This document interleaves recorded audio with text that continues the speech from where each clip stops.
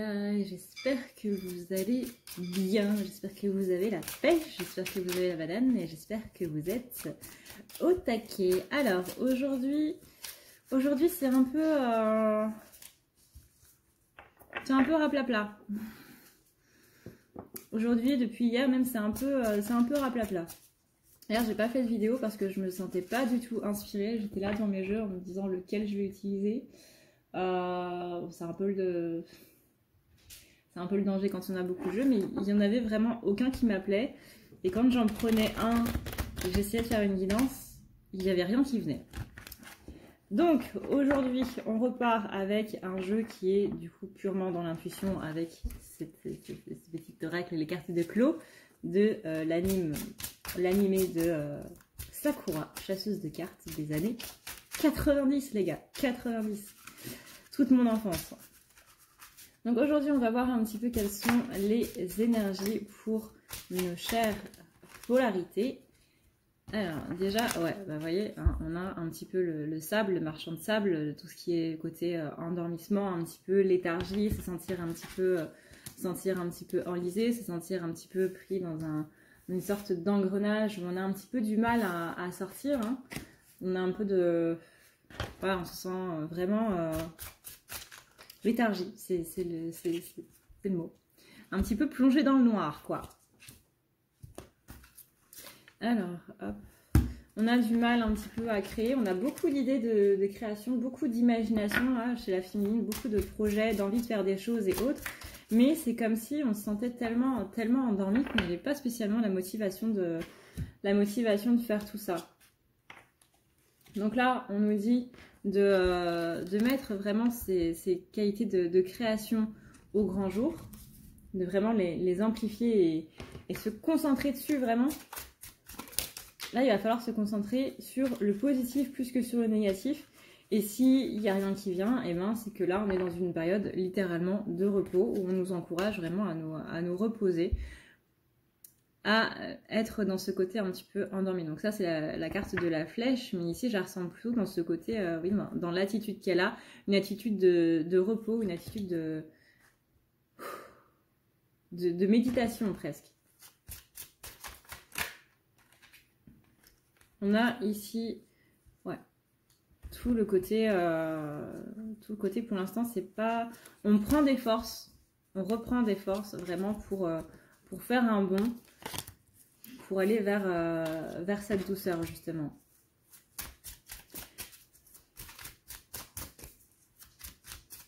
C'est marrant, hein, parfois il y a des jeux qui parlent, il y a des jeux qui parlent pas.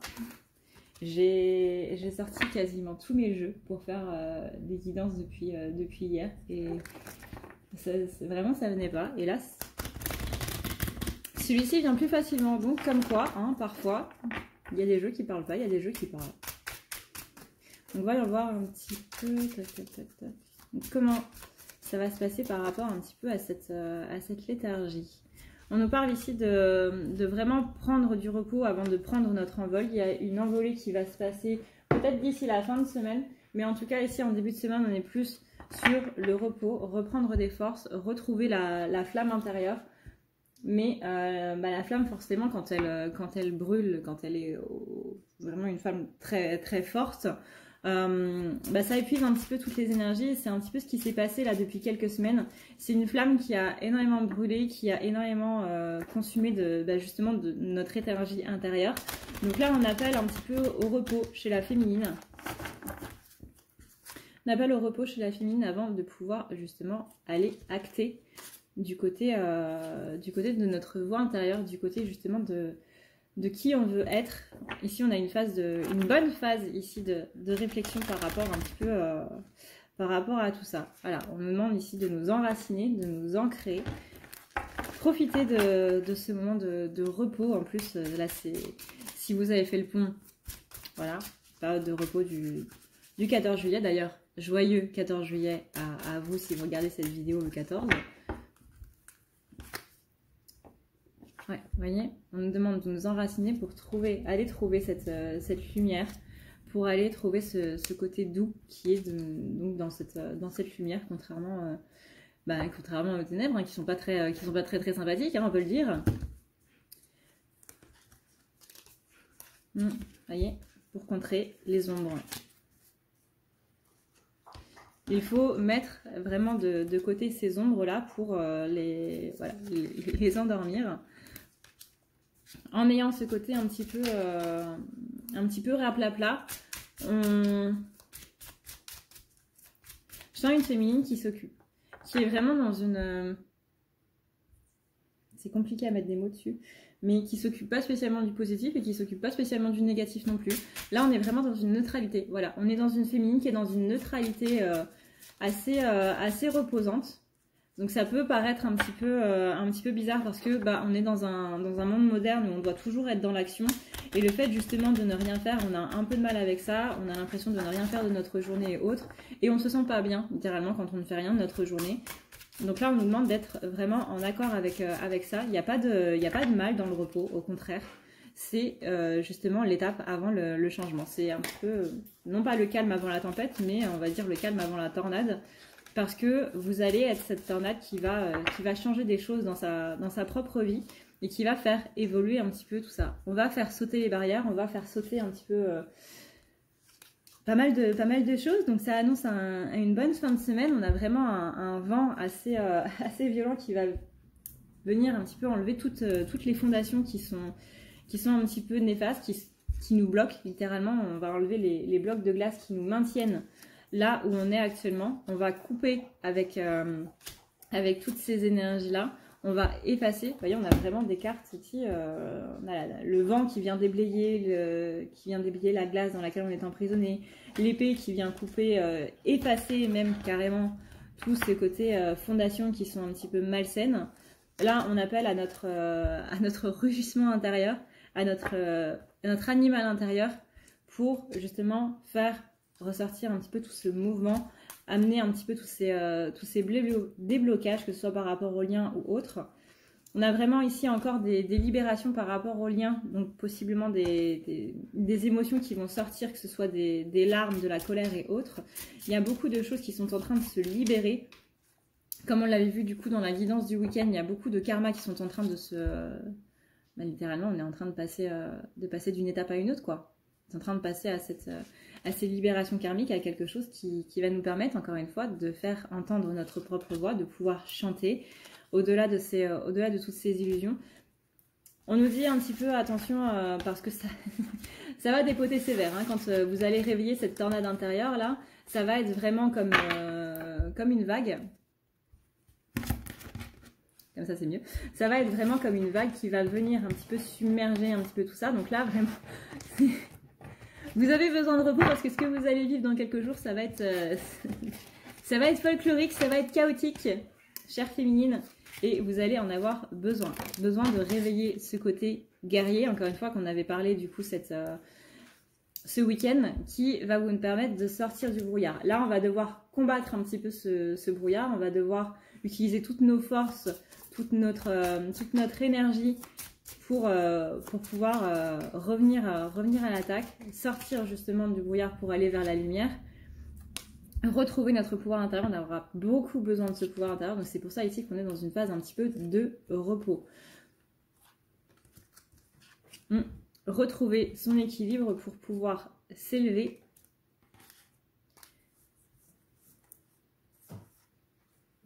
Et là, ouais. Ça va être assez rapide, hein. Ça va être assez brutal de ce que j'entends, mais ça va être pour du mieux parce que là, quand je regarde les cartes qui restent, ce sont des cartes essentiellement positives. On a vraiment cette douceur là qui arrive, cette lumière qui arrive, les émotions qui font un flux avec cette idée de miroir, des émotions qui sont à l'intérieur de nous. On va vivre des choses pour nous permettre de les faire ressortir. Donc il va falloir être assez perspicace par rapport aux choses qu'on va vivre, avoir vraiment une réflexion par rapport à tout ça. Pourquoi est-ce que je vis ça? Qu'est-ce qui est en rapport avec ce que je suis en train de vivre à l'intérieur? On va avoir possiblement une phase de silence, pas du masculin qui va être silencieux avec la féminine, mais nous, on va être silencieux parce qu'on va être dans cette période de réflexion intérieure. Il est possible que ça sorte du coup avec les rêves. Ça, c'est votre inconscient qui libère un petit peu tout ce côté-là. On a aussi l'idée de retrouver l'espoir chez la féminine. l'espoir de l'enfance qui a été littéralement mis de côté avec tout ce qui se passe dans l'adulte. Donc là, on va vraiment vers, comme on l'avait vu ce week-end, hein, une féminine qui retrouve ses rêves d'enfant, une féminine qui retrouve tout ce côté enfantin et qui se permet de rêver à nouveau. Et ça commence notamment par donc accepter l'idée qu'on soit ici dans une phase de repos. Petit message de les messagers d'Égypte de Iliade. Iliade qui est une artiste, une illustratrice que je suis depuis très très longtemps, étant donné que je la suivais déjà quand j'étais en école d'art. Voyons voir un petit peu quel est le message de son fabuleux oracle. Regardez-moi ça, cette boîte ici, comment elle est magnifique. Avec ces cartes vraiment qui sont sublimes. Alors, voyons voir un petit peu quel est le message des dieux égyptiens pour la féminine. On a ici Horus. Alors, Horus, voyons voir. Si vous entendez du bruit derrière, normal. Horus. Horus symbolise le courage, la détermination et la ténacité. Horus est le dieu du soleil, il est le faucon céleste qui vole au-dessus des nuages, symbolisant à la fois le pouvoir solaire et la puissance des rois. Il est né de l'union entre Isis et son défunt mari Osiris. Chétif et faible lors de sa venue au monde, il fut élevé par sa mère dans le but de venger son père et de récupérer le trône d'Égypte des griffes de son oncle Seth. Une fois parvenu à l'âge adulte et étant assez fort, Horus entraîna Seth dans une longue lutte qui dura 80 ans. Le tribunal des dieux lui-même était partagé entre les deux rivaux. Des oppositions se créèrent alors notamment entre Ré, qui soutenait son fidèle défenseur Seth, et Net et Isis qui clamaient la légitimité filiale d'Horus. Finalement, Osiris, qui ne s'était pas prononcé jusqu'à présent, convainc les deux dieux de choisir son fils. Seth s'est alors vu contraint de céder son trône au dieu faucon. Il rejoignit l'escorte rapprochée de Ré, tandis qu'Horus devint le roi des hommes. Juste et bienveillant, le nouveau roi se révéla être tout à fait à la hauteur de sa fonction. Horus s'incarne dès lors dans chaque nouveau pharaon vivant, représentant le pouvoir légitime et mérité de ce dernier. Tel le dieu faucon, vous faites preuve d'une grande détermination. Votre motivation est inépuisable lorsqu'il s'agit d'atteindre vos objectifs. Vous n'hésitez pas à passer à l'action pour relever les défis que vous vous êtes lancés. Vous avancez tête baissée et qu'importe les risques et le prix à payer. Horus vous transmet son énergie et tout son courage. Vous êtes combatif, aventureux et parfois même têtu. Vous êtes souvent victorieux mais prenez tout de même garde à ne pas vous sentir invincible car la chute n'en sera que plus grande. N'oubliez pas que l'on ne peut être le meilleur dans tous les domaines. Voici du coup le petit message pour la féminine. Bouh! Si tu veux prendre rendez-vous avec moi, c'est très simple. Tu as juste à dérouler ici la barre d'infos et tu vas chercher ici. Si tu veux un soin, un désenvoûtement, un nettoyage ou un tirage par téléphone, tu as juste à cliquer sur le premier lien ici. Tu seras mené à cette page qui va te permettre de pouvoir choisir un tirage, une thérapie, transmuter un petit peu toutes tes blessures. Tu as aussi les soins énergétiques, les soins pour les animaux, nettoyage des chakras qui correspond aussi à un rééquilibrage. Tu auras aussi le nettoyage complet qui va pouvoir nettoyer ton aura et tes chakras. La petite nouveauté, c'est le désenvoûtement, mais aussi le nettoyage des énergies noires qui sont présentes dans ta maison. Ensuite, tu as les forfaits si tu veux avoir plusieurs rendez-vous en un seul. Sache que quand tu cliques sur réserver, c'est à toi du coup de choisir tout simplement le créneau que tu veux avec l'heure et le jour. Tu peux payer par carte bancaire ou par PayPal. Si par contre tu veux du coup un tirage audio qui t'est envoyé par mail, que ce soit un tirage romantique ou autre, c'est le lien qui est juste en dessous. Tu as le tirage de l'année 2020, tu as le tirage de ton évolution personnelle, tu as un tirage romantique simple avec 15 questions et un tirage romantique plus complet avec 18 questions. Tout ça, c'est envoyé par mail sous format audio. N'oublie pas que si tu as la moindre question, tu as ici le chat qui t'est proposé. Tu as juste à renseigner ton adresse mail parce que sinon je ne peux pas répondre à ton mail à partir du moment où tu quittes la page. Donc n'oublie pas de renseigner ton mail si tu veux avoir une réponse. Voilà. Maintenant, voyons voir du coup pour en ce qui concerne le masculin. Tac, tac, tac, tac, tac.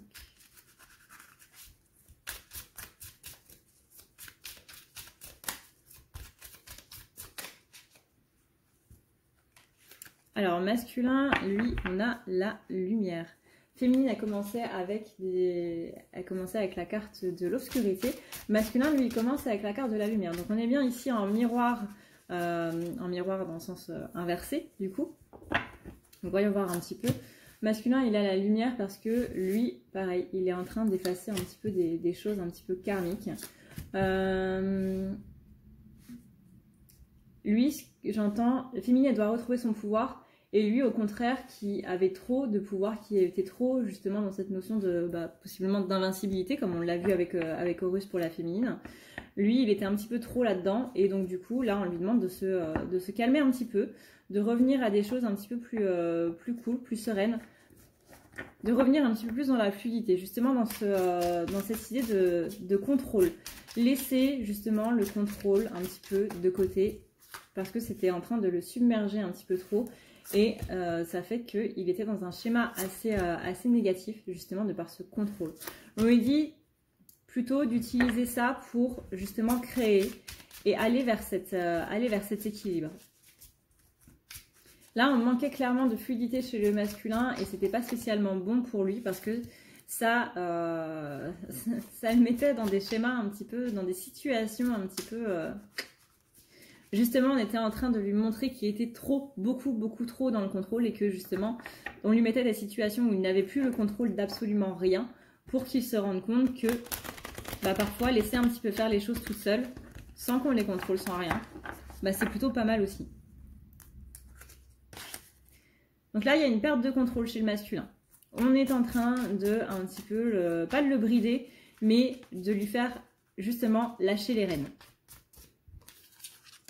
Il demande de lâcher un petit peu tout ça, de lâcher le côté combatif. Donc féminin, elle doit retrouver son côté combatif et masculin, lui, il doit le lâcher un petit peu. Donc on est bien dans des opposés ici. On a ici le fait qu'il veut sauter trop rapidement, il veut aller trop vite, il veut trop se précipiter et ça fait que du coup il se perd, il est dans la confusion. Il veut vraiment que les choses soient rapides, vraiment trop rapides. Trop dans le mouvement du coup. Donc ça lui met un petit peu des illusions dans la tête. Il a l'impression de stagner parce que les choses ne se passent pas à la vitesse à laquelle il veut que ça se passe. Donc du coup on freine. Et c'est ce qui donne cette idée de stagnation. Alors que non, il n'y a pas de stagnation qui est présente. C'est juste que là il est un petit peu tout feu tout flamme et que c'est pas la bonne chose à faire. Là, il faut laisser le temps au temps, il faut laisser le temps aux choses. Là, avec les fleurs, on dit bien que le pouvoir de la nature, le pouvoir des fleurs, c'est vraiment de faire en sorte que une fleur, ça pousse quand ça pousse, suivant les saisons, suivant comment on s'en occupe et autres. Mais la nature, elle est toujours régie par la nature elle-même, en fait, littéralement. Donc là, c'est laisser la nature faire les choses, laisser la nature suivre son cours. On est vraiment ici sur une idée de masculin, tu veux aller beaucoup trop vite et les choses que tu essaies de mettre en place ne peuvent pas se mettre en place parce que tu es trop dedans, Laisse les choses se faire, tu inities le mouvement mais laisse les choses se faire. Là on dit bien, ramène un petit peu de douceur dans ta vie, ça te fera pas de mal. Parce que là tu es trop dans les ombres et du coup ça te bloque, littéralement ça te gèle, ça t'enchaîne et du coup tu as cette idée de stagnation. Mais quand tu lâcheras un petit peu, tu verras que les choses vont se mettre du coup en mouvement et ça va beaucoup mieux se passer. Là, vous voyez, on a la carte du gel, ensuite on a la carte de la neige. Donc là, on est vraiment dans une froideur, on est vraiment dans cet état d'hiver, donc c'est un petit peu de stagnation. C'est pas de la stagnation, c'est que ça prend son temps et que les choses, elles ont un certain rythme. Tu peux pas accélérer le rythme de la musique, tu peux pas aller plus vite que la musique, tu peux pas aller plus vite que la nature elle-même, c'est pas possible. Donc là, on lui dit de retrouver l'espoir, on lui dit de s'ancrer. Donc s'ancrer, c'est justement cette idée de patience, retrouver le cycle de la nature. C'est ça qui va lui permettre du coup de se débloquer et de pouvoir vraiment aller à un autre stade, aller à un autre niveau de sa vie. Mais pour ça, il faut qu'il passe à travers tout ça, à travers ce brouillard. C'est là qu'il va pouvoir avoir ce changement. Parce qu'il y a des choses qui vont se mettre en place, il y a des choses qui vont vraiment évoluer, qui vont se passer de manière plus fluide quelque part. Il va pouvoir ici laisser entendre sa voix lui aussi, comme la féminine. Mais là, quand il parle, c'est pour contrôler les choses, c'est pour être dans cet état d'esprit un petit peu de dominance quelque part. Donc là, on lui dit, calme-toi un peu. Calme-toi un peu. On a ici l'idée de, voilà, calme-toi un peu, endors-toi un petit peu. Hein. Féminine, elle est dans des énergies un petit peu justement d'endormissement, de repos, etc. Et ben toi, fais pareil. C'est comme s'il luttait justement pour ne pas s'endormir, pour ne pas se reposer en gros. On dit que là, dans ses rêves, il a beaucoup de messages. On dit que ses rêves sont un miroir un petit peu justement de ce qui se passe dans son inconscient, de ses peurs et autres, et qu'il doit justement laisser faire, qu'il doit laisser tout ça arriver et faire en sorte que les rêves puissent enlever justement cette obscurité. Il est dans un... La première carte qu'il a, c'est la carte de la lumière. Donc on est quand même sur quelque chose d'assez positif. Mais il ne laisse pas rentrer cette lumière parce qu'il y a justement ce besoin de contrôle dans l'espoir. C'est-à-dire, je préfère ne pas trop espérer. Je préfère faire des actes concrets plutôt qu'espérer que ça se passe bien et que ça ne se passe pas bien. Je préfère, moi, mettre les choses en place pour que les choses se passent bien et pour qu'il puisse y avoir cette évolution. Mais il contrôle cette évolution. Et quand on contrôle une évolution, bah ça se passe pas bien parce que du coup, on arrête d'évoluer. Donc là, on lui dit de prendre beaucoup plus de légèreté par rapport à ça. Vraiment, on appelle ici à la fluidité. Hein. Non pas au côté combatif, justement, dominance, qui est visiblement l'air assez présent. On a quand même deux cartes qui sont assez fortes au niveau, justement... voilà, on continue avec la carte du pouvoir. Donc là, il y a trop de pouvoir chez le masculin, trop de force qui est en place.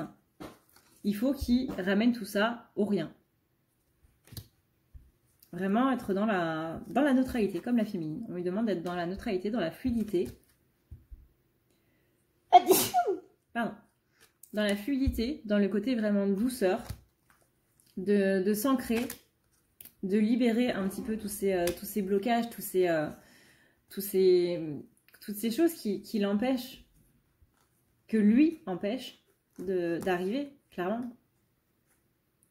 Et c'est comme ça, du coup, que voilà, il pourra ramener donc cette douceur dans sa vie et qui pourra aller un petit peu plus vers ce côté tout doux, quoi. Mais quand on est dans la force, quand on est dans le pouvoir, quand on est dans le contrôle et autres, c'est pas la douceur, c'est le contraire même de la douceur. Quand on contrôle les autres, on n'est pas doux.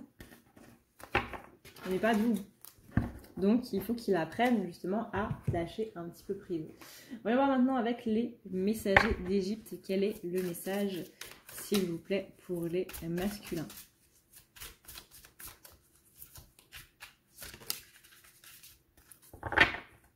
Vous voyez, ces cartes, elles sont magnifiques. Là, on a Maat. Maat. Maat, c'est celle qui fait la pesée des cœurs.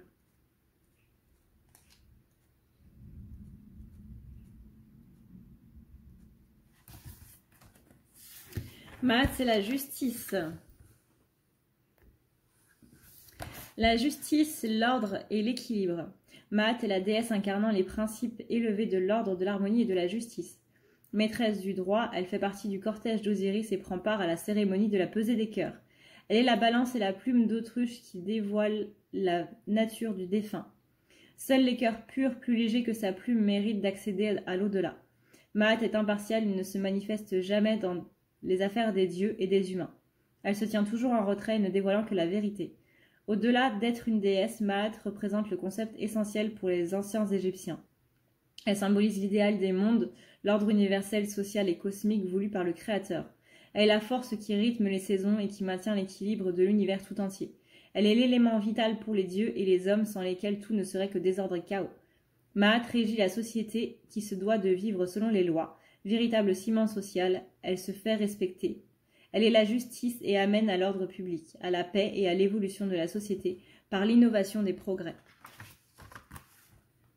Maat vous demande de vivre selon les principes qu'elle représente. Elle vous amène sur la voie de la bonne conduite et du respect des valeurs morales. Vous comprenez et suivez les lois préétablies de la société mais aussi celles de l'univers. Vous êtes à la recherche d'un idéal, lancé dans votre quête profonde et permanente de la vérité et de l'équilibre. Vous souhaitez être en harmonie avec votre être et avec le monde pour pouvoir accéder à la paix et à la sérénité. Pour cela, ne brisez pas votre équilibre intérieur en étant porteur de mensonges ou acteur d'injustice. Soyez vrai, juste et honnête envers votre entourage et vous-même. Respectueux et conscient du rôle que vous tenez au sein de la société et de l'univers tout entier. Voilà du coup le petit message pour le masculin. J'espère que cette vidéo vous a plu, que ça vous aura permis d'y voir un petit peu plus clair par rapport à ces énergies un petit peu pas chamboulantes pour une fois, justement au contraire très reposantes, justement qui appellent au repos, qui appellent au lâcher prise et vraiment à la fluidité. J'espère que ça vous aura permis du coup d'y voir un petit peu plus clair. Merci d'avoir regardé cette vidéo. Merci aux nouveaux abonnés. Et merci encore une fois et toujours à mes utipeurs. Sur ce, eh bien, je vous souhaite une très bonne journée. Je suis désolée d'avoir posté cette vidéo un petit peu tard, mais je travaillais du coup en ce jour férié. Et voilà, j'ai pas pu faire la vidéo avant étant donné que j'avais pas mal de rendez-vous aujourd'hui. Donc voilà. Voilà. Sur ce, et puis du coup, moi je vous dis à une prochaine dans une prochaine vidéo. Prenez soin de vous, c'est le plus important. Ciao, ciao!